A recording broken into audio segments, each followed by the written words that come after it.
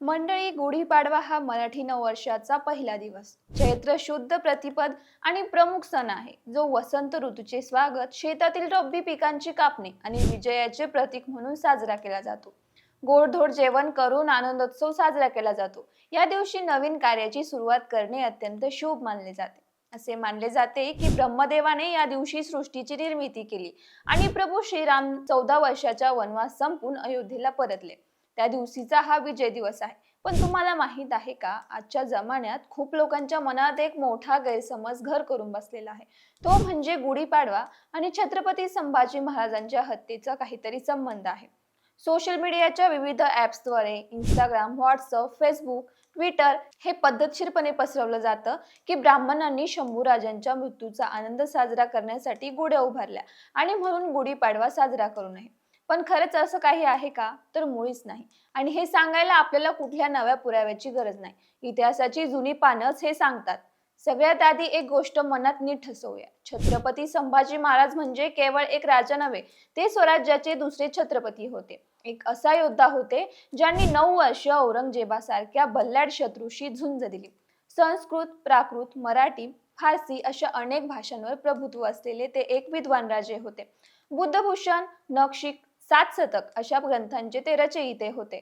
अशा या असामान्य राजाला औरंगजेबाने फेब्रुवारी 1689 मध्ये पकडलं. संगमेश्वर येथे फितुरीमुळे ते शत्रूच्या हाती लागले. औरंगजेबाने त्यांच्या समोर एकच अट ठेवली: इस्लाम स्वीकार करा आणि किल्ल्यांची यादी द्या. पण शंभूराजांनी ठामपणे नकार दिला.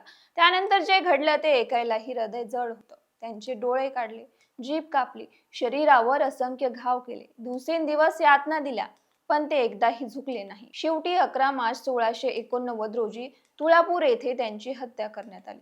हा दिवस महाराष्ट्राच्या इतिहासातील एक काळाकुट्ट दिवस होता. शंभूराजांचं बलिदान हे स्वराज्यासाठी, धर्मासाठी आणि स्वाभिमानासाठी होतं. त्यांच्या या त्यागाला महाराष्ट्र कधीच विसरणार नाही. आणि इथेच एक महत्वाची गोष्ट सांगायची आहे, ती म्हणजे छत्रपती शिवाजी महाराज जेव्हा युद्धावरतून विजय होऊन यायचे, तेव्हा या आनंदामध्ये सगळीकडे गुढी उभारण्यात यायची. म्हणजेच तेव्हाच्या जमान्यात गुढी उभारणे हे एक आनंदाचे प्रतीक मानलं जायचं. शिवाजी महाराज स्वतः गुढीपाडवा साजरा करायचे. महत्वाचे म्हणजे हा सण संभाजी महाराजांच्या जन्माच्याही कित्येक वर्ष आधीपासून अस्तित्वात आहे.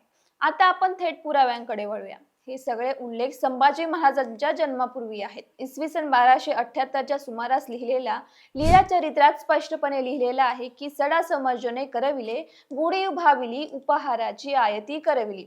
म्हणजे संभाजी महाराजांच्या तब्बल 400 वर्षे आधी ही गुढी उभारण्याची परंपरा महाराष्ट्रात रुजलेली होती. संत ज्ञानेश्वर माऊलींच्या ज्ञानेश्वरीत 13व्या शतकातील रचनेत अध्याय 4 आणि 6 मध्ये गुढीचा उल्लेख येतो. माऊलींनी लिहिलं आहे: सज्जना करावी गुढी सुखाची उभवी. ज्ञानेश्वरी म्हणजे केवळ एक ग्रंथ नाही, ती महाराष्ट्राच्या सांस्कृतिक जगण्याची आत्मा आहे.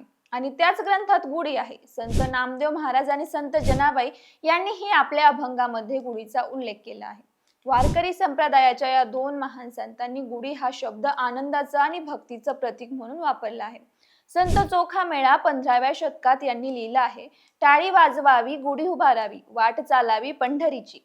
विठ्ठलाच्या वाटेवर चालताना गुढी उभारणं हे संतांना किती स्वाभाविक वाटत होतं, हे यातून दिसून येतं. संत एकनाथ महाराजांच्या काव्यात तर गुढी शब्द वेगळ्या रूपाला येतो. हर्षाची गुढी, भक्तीची गुढी, यशाची गुढी. एकनाथ महाराजांनी गुढीला आनंद, उत्सव आणि विजयाचं प्रतीक मानलं आहे. संत तुकाराम महाराजांनी त्यांच्या अभंगात लिहिलं आहे: पुढे पाठविले गोविंदा गोपाळा, देऊनी चपळा हाती गुढी. तुकारामाचे अभंग म्हणजे सामान्य माणसाचं बोलणं. त्यांनी गुढी या प्रतिमेचा वापर केला म्हणजे ती त्या काळच्या सर्वसामान्य जगण्यास किती खोलवर रुजलेली होती हे स्पष्ट होतं.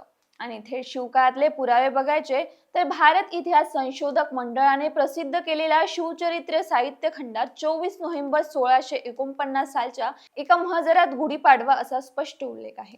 म्हणजे शिवाजी महाराजांच्याही काळात हा सण साजरा होत होता. इतिहासाचे राजवाडे यांनी प्रसिद्ध केलेल्या मराठ्यांच्या इतिहासाची साधने या खंडात इसवी सन 1631 आणि 32 सालच्या एका निवाड पत्रात गुढी याच्या पाडव्यास असा उल्लेख येतो. आणि शिवकालीन पत्रसार संग्रहात 4 एप्रिल 1674 रोजी म्हणजेच राज्याभिषेकाच्या 2 महिने आधी निराजी पंडित पाडव्याकरता आपल्या घरी आला असा उल्लेख येतो. गुढीपाडवा हा सण शेकडो वर्षांपासून महाराष्ट्रात साजरा होत आलेला आहे. संत ज्ञानेश्वर, संत नामदेव, संत चोखामेळा, संत जनाबाई, संत एकनाथ, संत तुकाराम या सगळ्या महान विभूतींनी गुढीचा उल्लेख केलेला आहे. ऐतिहासिक पत्रांमध्ये हा सण नोंदवलेला आहे. छत्रपती संभाजी महाराज हे आपल्या सगळ्यांचे रक्त आहे. त्यांचं बलिदान आपल्या मनात कायम जिवंत आहे आणि राहील सुद्धा. पण त्यांना खरी श्रद्धांजली म्हणजे त्यांच्या नावावर पसरणाऱ्या अफवांवर विश्वास न ठेवणं हीच असेल. आपले राजे गेले हे खरे, पण आपला सण, आपली परंपरा, आपला इतिहास हे त्यांनीच जगवलेला आहे. हेच ते आपल्याला सांगून गेले आहेत. उभे राहा आणि मनात कुठलीही शंका न ठेवता आपल्या पद्धतीने गुढी उभारा. तुम्हाला आणि तुमच्या परिवाराला गुढीपाडव्याच्या हार्दिक शुभेच्छा.